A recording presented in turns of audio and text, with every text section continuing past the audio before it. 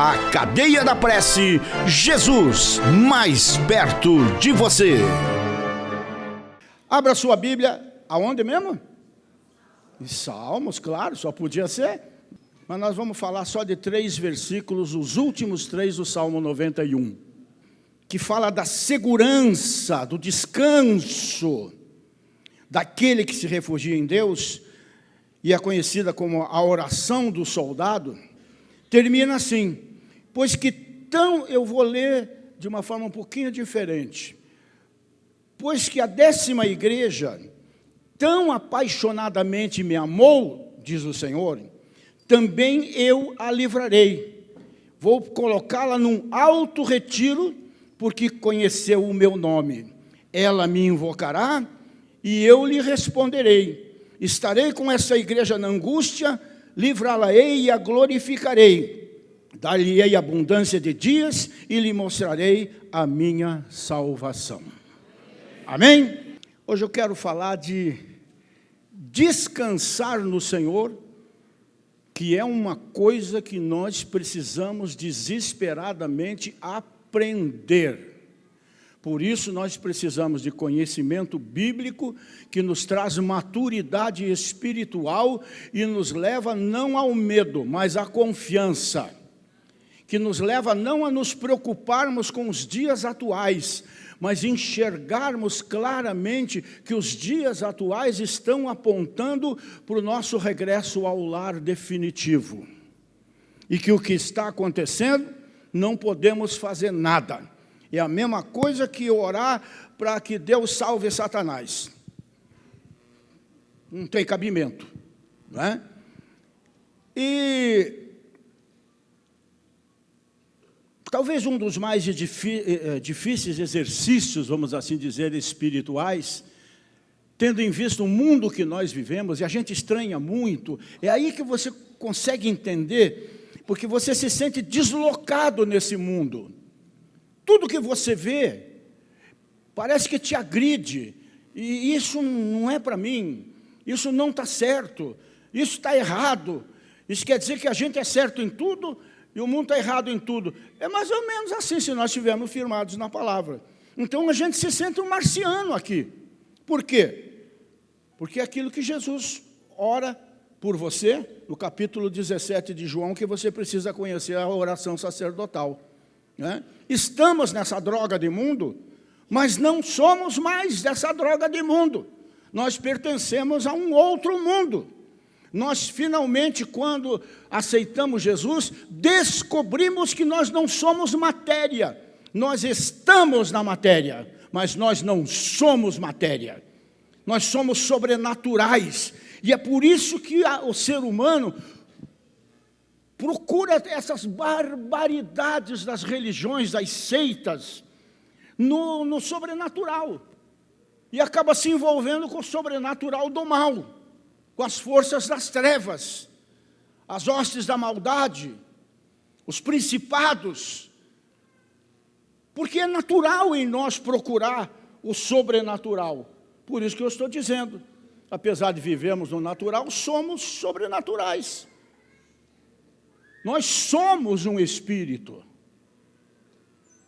temos uma alma, habitamos num corpo, mas o que nós somos é criados à imagem e semelhança de Deus, que não é preto, que não é branco, que não é amarelo, nem vermelho, é espírito.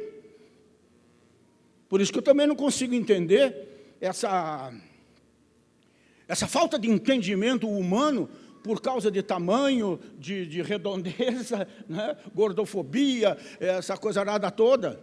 Não consigo entender. Então é muito chororô, essa que é a verdade.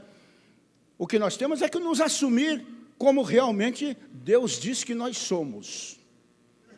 E enquanto isso não acontecer, a gente está que nem barata tonta nesse mundo, não achando o seu caminho. Mas Jesus disse: eu sou o caminho.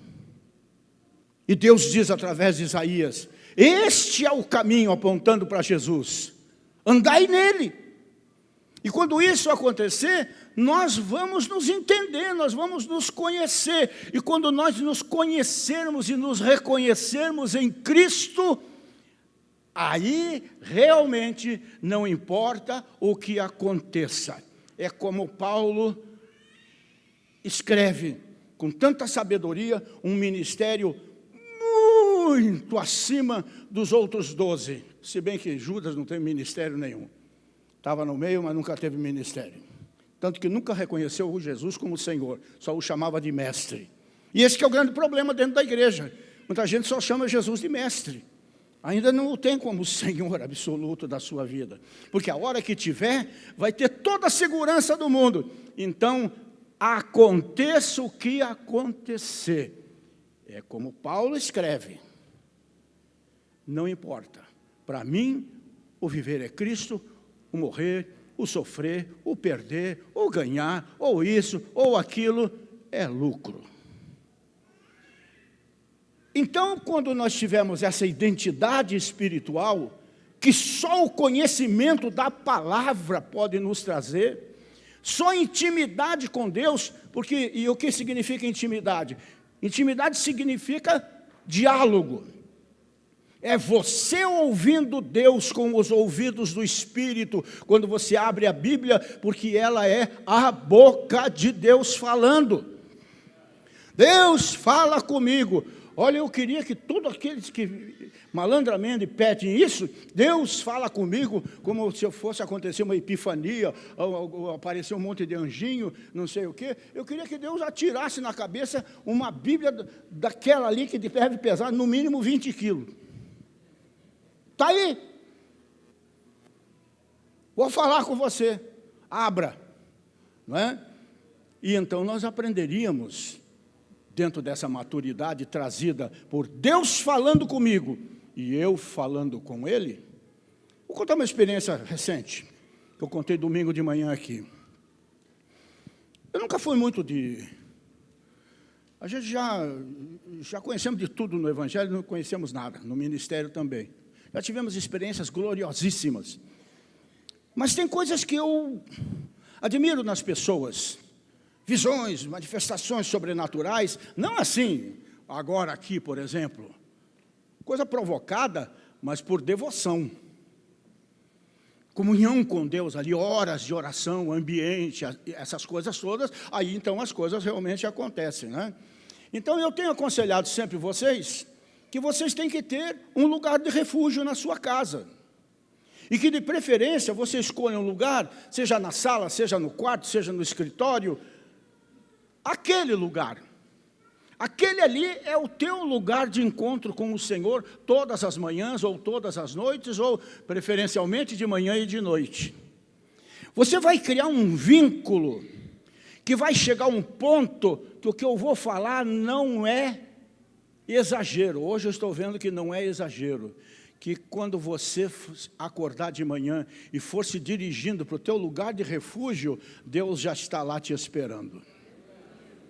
Porque você vai marcar um encontro com Ele todos os dias.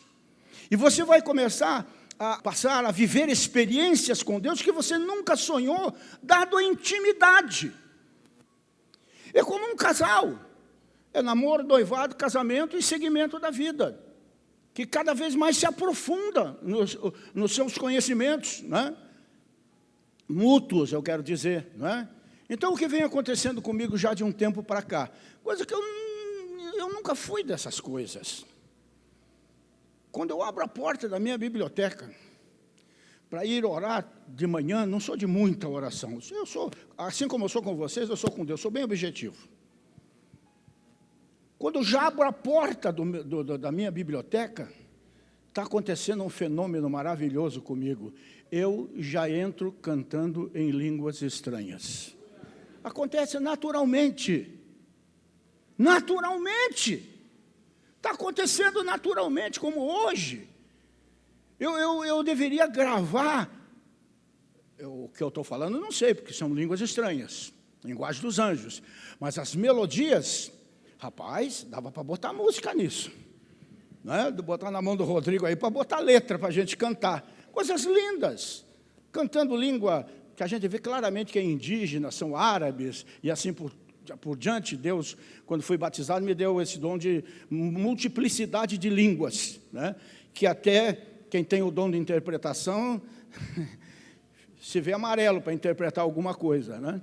Então, isso é intimidade provocada por fidelidade, por comunhão, pelo prazer de estar com Deus. Por isso eu estou sentindo que meus melhores dias estão começando. Né? Pode até ser os últimos, mas vão ser os melhores. Né? Então, a gente aprende, em toda e qualquer circunstância, a fazer a coisa mais decisiva na nossa vida: descansar no Senhor. Lembrar sempre que se tem mar na frente, Ele pode abrir. Se tem gigante, Ele nos usa para a glória dEle, derrubando Golias. Se tem seca, Ele faz sair água da rocha. Se tem fome, Ele faz descer pão fresquinho do céu todos os dias e assim por diante.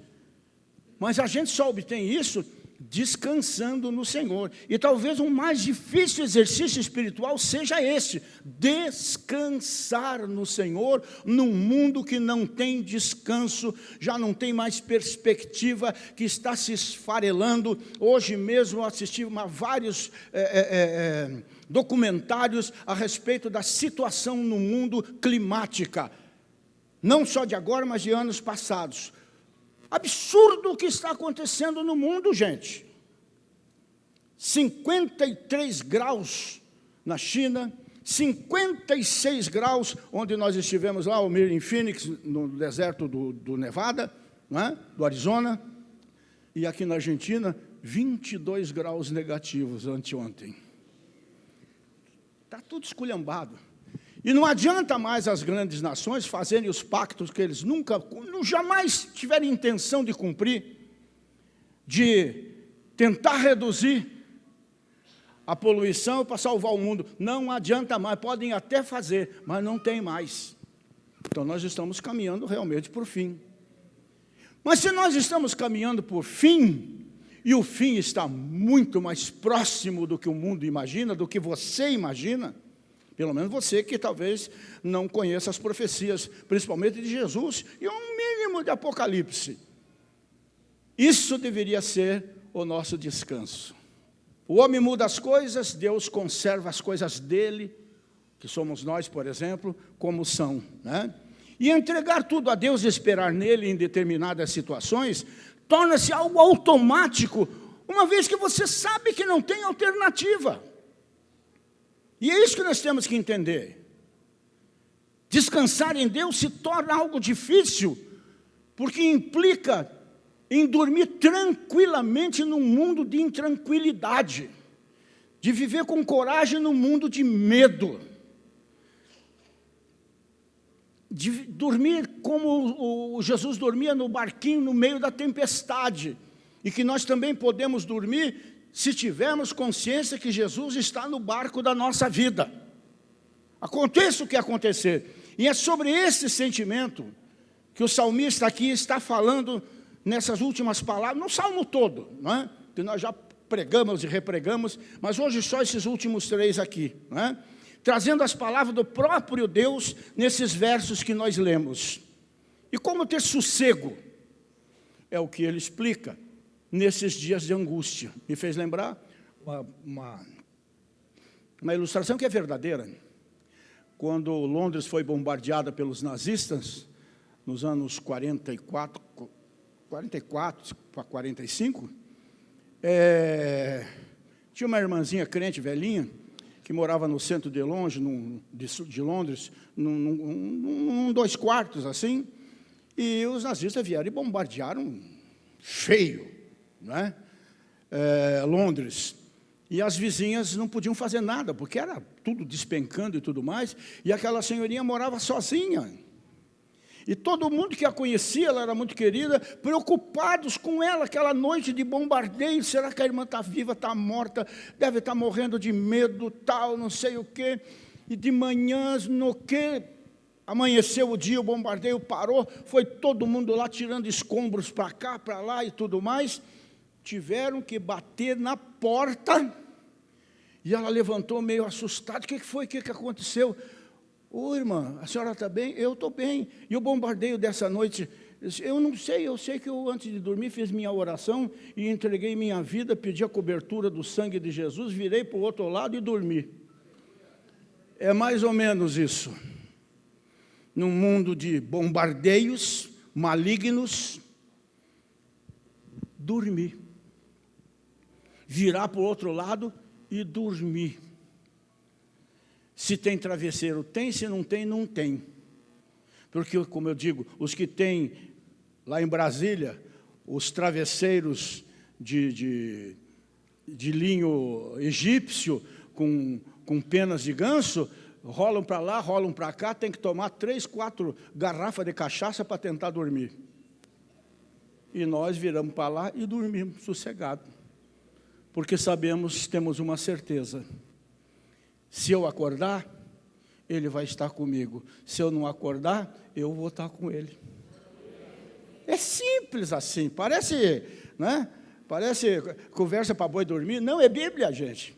É Bíblia, é promessa de um Deus que não falha. Então, primeiramente, veja que o salmista já inicia o salmo falando sobre esse assunto, ao falar de alguém que habita, aquele que habita, não é aquele que visita, não é aquele que passa por perto, que vem de vez em quando, aquele que habita no esconderijo do Altíssimo, descansa à sombra do todo onipotente Deus de Yahvé.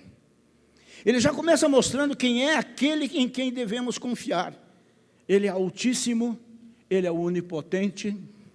E esses atributos de Deus nos trazem conforto, nos trazem segurança, porque Deus está acima de todas as tempestades do mundo, mas muito mais especialmente acima das nossas tempestades, e é poderoso para intervir nelas, acalmando as ondas que muitas vezes fazem o barco da nossa vida balançar. Da nossa parte, temos a descrição de que podemos habitar.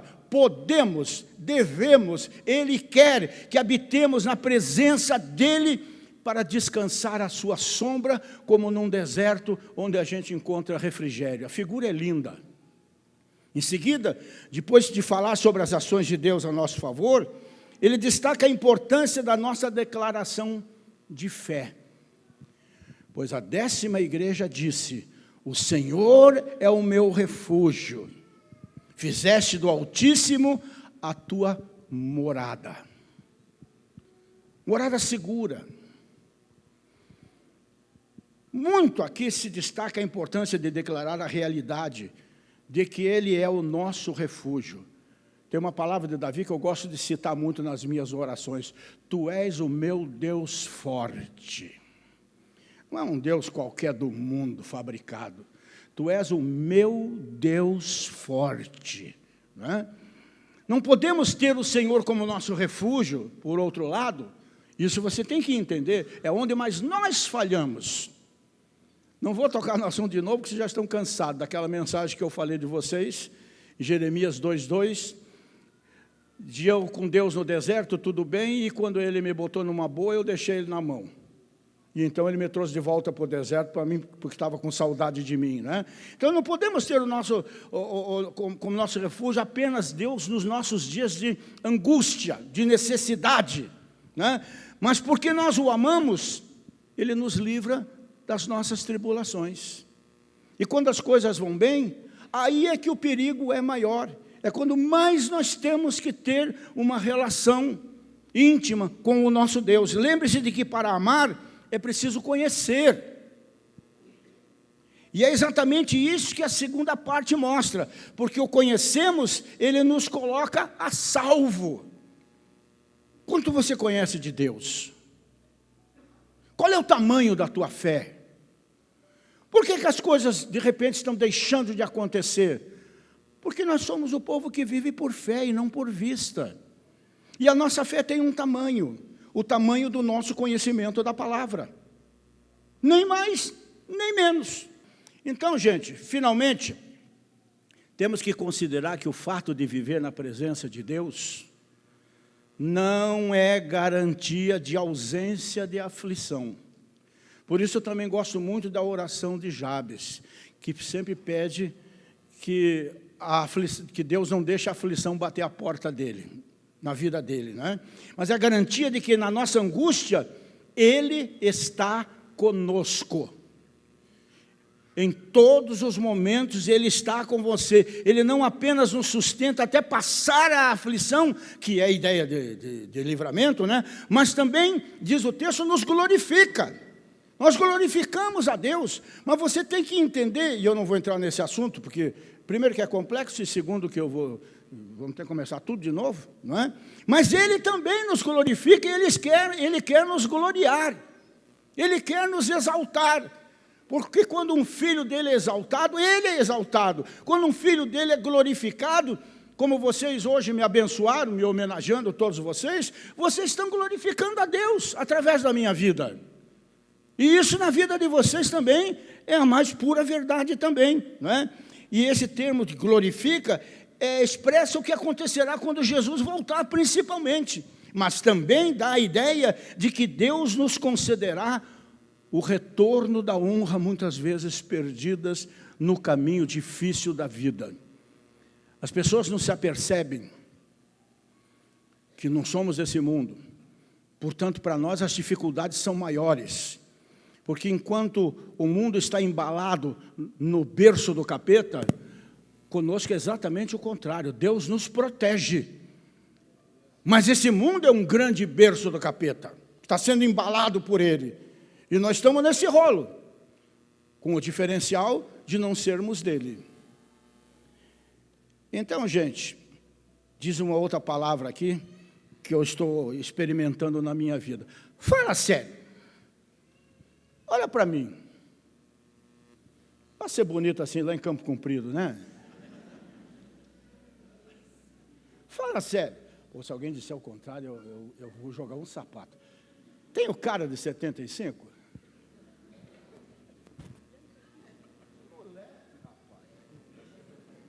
Moleque que gosta de músicas caipira, não sertanojo. Que gosta de country, o Alcione acabou de me fazer um pendrive com 900 músicas country gospel americana. Botei na caminhonete, vou ficar escutando uns 4, 5 meses, não sei se eu vou conseguir ouvir tudo. É bonito demais. O country, o folk, não é funk, o folk, que é música de doente mental, né? E o bluegrass, que é o caipira de lá. Músicas evangélicas, hinos tradicionalíssimos que a gente conhece, que dá gosto de ouvir, né? Meus gostos são esses. Livro de monte, que eu vou morrer de velho, vai ficar para filho, neto, bisneto, tetraneto, né? Que é livro demais, mas é um vício, né? E cinema, que também é outra coisa que me acompanha desde menino. Essa semana um amigo meu me gravou exatamente 100 filmes de Durango Kid, Rock Lane, Opalon Cassidi. Estou falando japonês aqui, né? Nem vou continuar falando, vocês não sabem o que é isso. Mas eu sei, porque eu assistia no cineminha do bairro de tarde, aos domingos, né? Isso é vida, cara. Eu não sou um engessado em Jesus. Eu sou livre em Jesus. A minha vontade, eu sempre peço que se perca na vontade dEle, mas Ele me dá o privilégio de ter vontade própria. Deus, e que não agrida a minha relação com Ele. Isso é liberdade em Cristo. Vamos viver.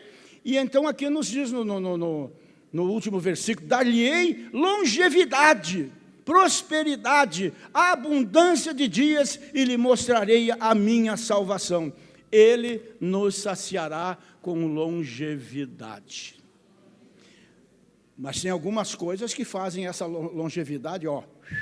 Duas, principalmente, que eu me lembro rapidamente aqui. Uma está no texto da ceia, quando fala daqueles que dormem, por brincar com a ceia, por deixar de participar, por relaxar da comunhão, por esquecer que é um memorial, é em memória de Jesus até que venha, de fazer a coisa completamente errada, brigado com todo mundo. Então, aqueles que dormem, que no texto original, aqueles que morrem mais cedo. E o honra teu pai e tua mãe, para que os teus dias se prolonguem, ou, não é?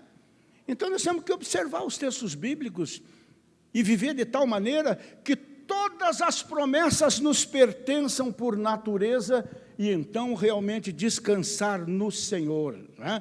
Então, Ele vai nos saciar com longevidade, mostrando que a vida não chegou ao fim, mas que Deus tem muitos projetos para nós. Eu sei que Deus tem projeto para mim ainda. E você? Como é que você está vivendo? Como um pé de alface? Que sabe que vai ser devorado amanhã? Não. Deus tem propósito com a sua vida, senão você não estaria aqui. Você não está aqui por acaso. Aquela pessoa que te trouxe para Jesus, pela qual você deveria orar absolutamente todo dia em gratidão, aquilo foi um anjo do Senhor. Tem homens e mulheres de Deus aqui nessa noite? Amém. Tem mesmo? Amém. Então entenda isso para a gente encerrar. As tuas tribulações, as tuas preocupações, literalmente, elas são passageiras. Parece lugar comum o texto que eu vou usar, né? Para nós, filhos de Deus, o choro pode durar uma noite, mas a alegria sempre virá pela manhã. No momento certo, diz o Senhor, a última palavra do Salmo, eu lhe mostrarei a minha salvação.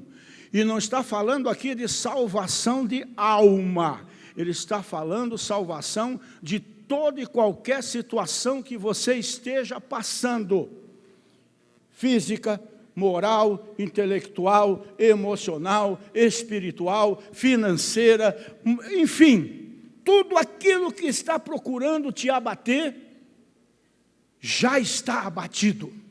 Viva o hoje, de tal maneira que não interessa o que vai acontecer. Não é a igreja do Rogério, não é a igreja da Quadrangular, nós somos a igreja de Jesus, e Jesus disse, as portas do inferno não prevalecerão contra a minha igreja.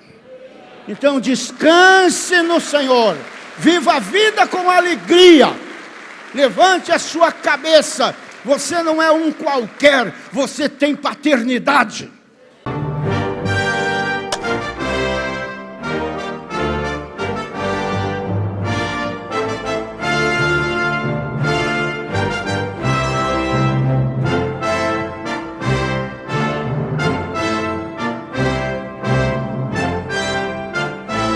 A Cadeia da Prece, Jesus mais perto de você.